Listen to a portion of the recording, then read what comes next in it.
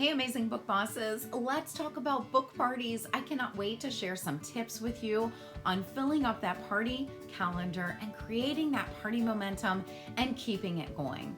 Let's take a second though and talk about how amazing book parties are. Seriously. Like, number one, they are an incredible and efficient way for us to really spread the love of literacy by reaching so many children and families and educators through parties happening all across the country every single night. It is awesome. Number two, we are filling up homes with these books because of our incredibly generous host rewards program. It is the best out there, and we can feel so proud of that. And we really need to shout that from the rooftops and let everyone know so they can host a party. Number three, it is an awesome way for us to just consistently acquire new customers, new VIP members, new hosts, and awesome new team members. Number four, I love a consistent party business to reach any goal in this business. Whether you are setting out to hit HOC2 every month, or you want to earn that UBAM incentive trip, or you're looking for that tiara, or even the biggest tiara out there, you absolutely can gain all of that from a consistent party business. Number five, the income that you can make every single week. We get that direct deposit every Wednesday. You can bring in hundreds of dollars every week for your family by having a consistent party schedule. What would that do for your family? Really put a goal towards that money that you can make from your party business each week, and that'll give you some accountability and get you excited about staying consistent with it. And when I say consistent and I talk about party momentum, I'm talking about doing 2 to 4 parties every single week, or even more if you want. And you can do that with just 1 or 2 party nights each week. And I actually highly recommend doing that.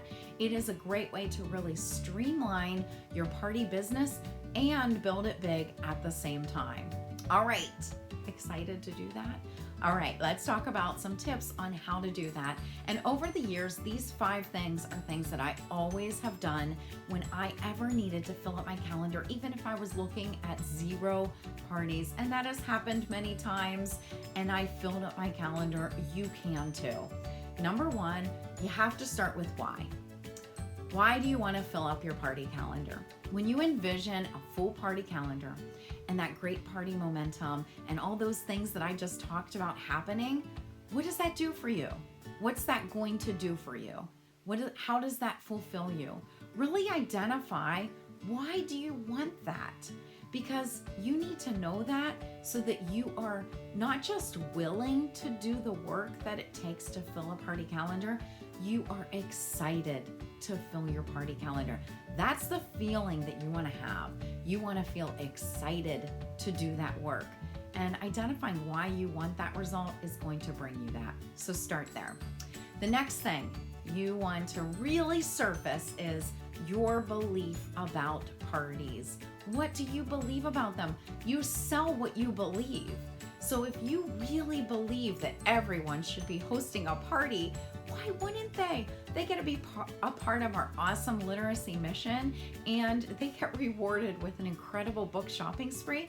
And bonus, they get to have some fun in a really easy way with their friends. To me, it's a no-brainer. Everyone should be hosting a party. How do you feel about book parties?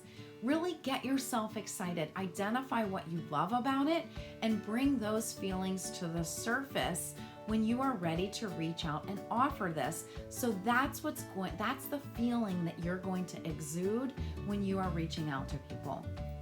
Okay, number 3 tip is choosing an abundance mindset. We hear about abundance mindset versus scarcity mindset.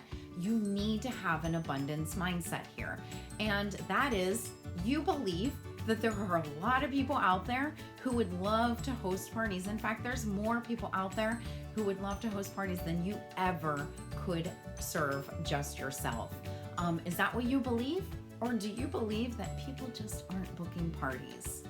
I'll let you in on a little secret. The truth is, there are more people out there that want to book parties than any of us can all handle. We need more book bosses to be able to really actually fulfill that need out there. That is the truth. Just look around. If there are book bosses out there near and far who are partying consistently, there's your evidence. There's your proof. So you need to choose that mindset, an abundance mindset, because when you do, an abundance mindset equals action focused. You're not going to care about your results. You don't care if you receive some no's or no thank yous or even some ignores. You know that's going to happen, and there's more yeses out there, and you just need to stay focused on your action of asking and offering so that you can find those people and be excited about finding those yeses. My fourth tip is look at your message that you're sending. Whether you are sending a text or a Facebook message, or you're calling someone up or seeing them in person, what are you saying to them to offer this to them? Identify what you say, and then identify how does that message make you feel. Does it make you feel excited and confident, or does it make you feel kind of yucky and you really don't want to send it? Well, you've got to get a message that makes you feel really good that you want to send to someone. So first, don't worry about the structure of the message. Really identify, what do you want to say? What are you excited to say? It goes back to, why are you excited about book parties? What do you think about them? What's amazing about them? Why do you think people should book parties? That's the overall message that you want to send in your message. But then there is a successful way of structuring a message, and you're going to need another set of eyes on that. Somebody who successfully books parties, is good with words, to really look at it for you. Because although you want that message to be very clear about what you're excited about, you need that message to be short. People are busy and they really don't need a lot of information. They just need a short message from you. That message needs to be a message that serves them, not you. It needs to be felt like, oh, she's like thinking of me because this would benefit me. That is going to inspire people to maybe say yes to hosting a party. But if it's all about you and serving your own needs, that's not going to inspire them to say yes. And of course, it needs to end in a question.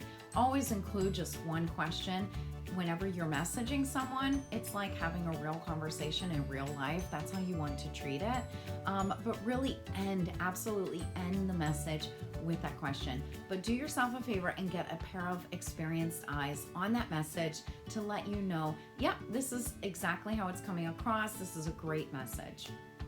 And then number 5 is, it's time for action. So give yourself accountability.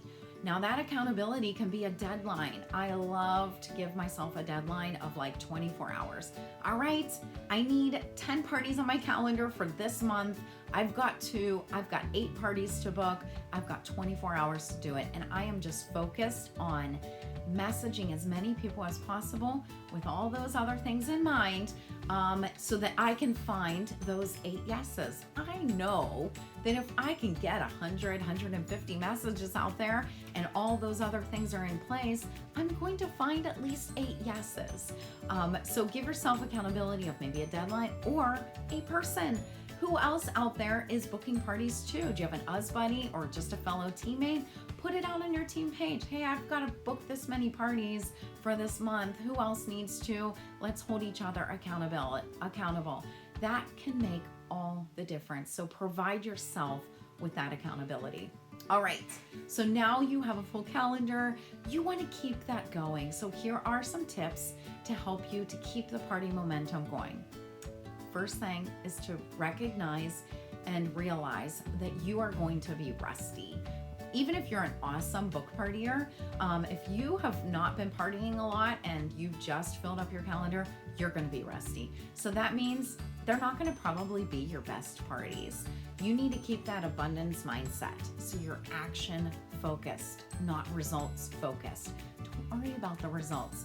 Just immerse yourself in each party, enjoy and be grateful for each party, engage the customers, and get back in the game with those parties. And before you know it, you're going to be that awesome book partier once again. Number 2 is feel the responsibility of getting your host that booking. Not her responsibility, your responsibility. If you are doing a great job with host coaching and helping her to get lots of friends who want to be there, and you're fully engaging guests and fully present in the party and reaching out and serving each customer in your party, you're setting yourself up for great success to get bookings from that party. But you might have to do number 3, and that is ask every single party guest. In fact, that's actually how I get most of my bookings. And I still need to do number 2, and that actually really helps me. So when I reach out to them individually, they know that I've been serving them and we're not complete strangers. And when I ask them, I almost always get at least one booking for my host that way. Number 4, follow up with past customers. After they've ordered, make sure you follow up with them and ask them. Things change after they get some of our books, especially if they're first timers and they get their first dose of Usborne and Kane Miller books. They're going to be blown away. We already know that. So they might decide, oh, maybe I should host a party because I want a lot more of these books. So make sure you're offering that to them again. And then number 5 tip is to consistently host your own parties. I do this. I actually shoot to host my own parties at least once a month. There are some months that I am so incredibly busy and I just don't have time to host my own party, but I never go more than skipping 1 month in hosting a party. I started doing that a year and a half ago, and what I found is it is an incredible way to provide excellent customer service. And yeah, I'm offering this consistently to my customers, to my VIPs, because I want to bring the books to them. I want to make it really easy for them, and they appreciate it. Sometimes they say, no thanks, I don't need any books right now, but let me know about your next party.